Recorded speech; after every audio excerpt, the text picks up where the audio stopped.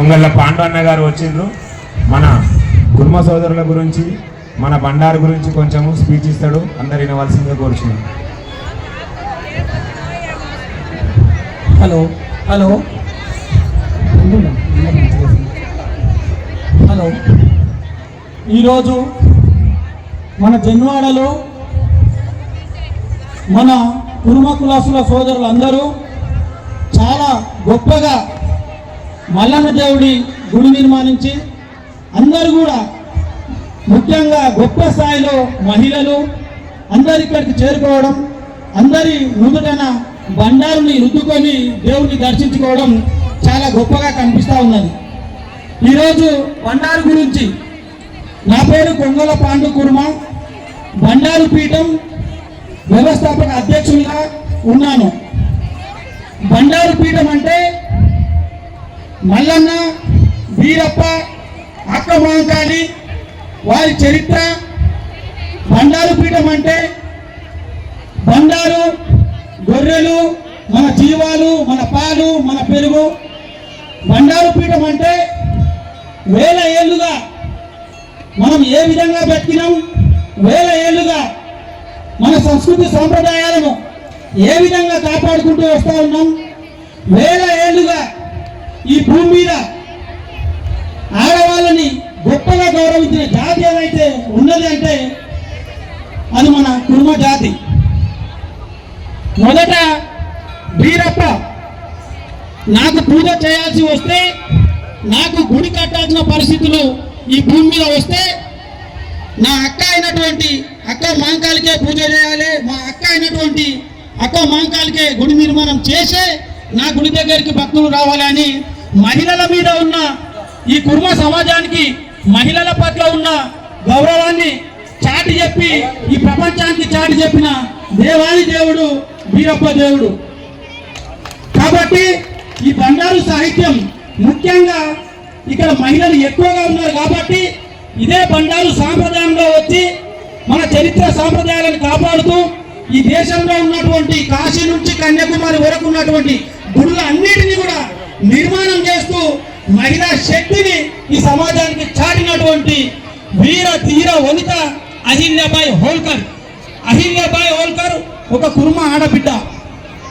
మహారాష్ట్ర ప్రాంతాన్ని మహారాణిగా పరిపాలిస్తూ ఆనాడు వివిధ మతాల వాళ్ళు ఈ దేశానికి దండెత్తి వస్తే ఒక ఆడబిడ్డ అయినటువంటి ఈ కుర్మ జాతిలో జన్మించినటువంటి ఆడబిడ్డ ఎన్నో యుద్ధాలలో, ఒక యుద్ధంలో తన భర్తను కోల్పోయి, మరో యుద్ధంలో తన మామను కోల్పోయి పుట్టాడు దుఃఖంతో ఇంట్లో ఉంటే, ఈ బయట దేశాల నుంచి వచ్చిన వాళ్ళు దండయాత్రకు ఆడబిడ్డ ఖాళీగా దొరికింది, మొగ దిక్కు లేదు, ఇప్పుడు తప్ప ఈ రాజ్యాన్ని ఎప్పుడు కూడా మనం దక్కించుకోలేమని యుద్ధానికి వస్తే కడుపు నిండా దుఃఖం పెట్టుకొని పసిబిడ్డని సంకన ఎత్తుకొని గుర్రం ఎక్కి కత్తి పట్టి వాళ్ళందరికీ సవాలు విసిరింది.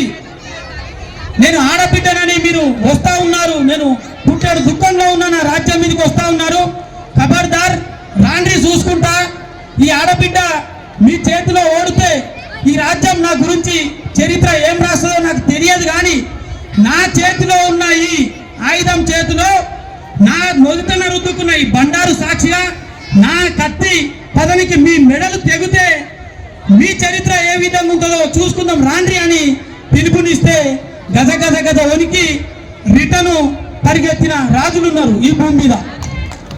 అంటే మన మహిళలకు అంత గొప్ప చరిత్ర ఉంటుంది. మన మహిళలు ఉన్నిని వడికిర్రు, మన మహిళలు పాలు పెరుగు చేసిర్రు, మన మహిళలు అధికారాన్ని చేపట్టి అందరికంటే గొప్పగా పరిపాలించారు. మన మహిళలు ప్రతి ఇంట్లో కూడా ఇంటికి పెద్దగా ఆనాటి నుంచి కూడా మహిళ చేతికే తాళాలు, మహిళలకే ఇంటి పెద్ద అని మాతృస్వామ్యాన్ని ప్రోత్సహించిన కులం ఈ కులం.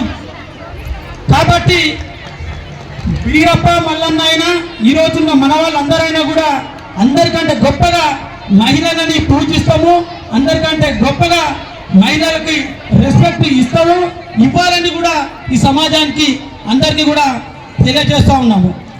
ఇక ఒక్క నిమిషంలో ముగిస్తూ ఉన్నాను.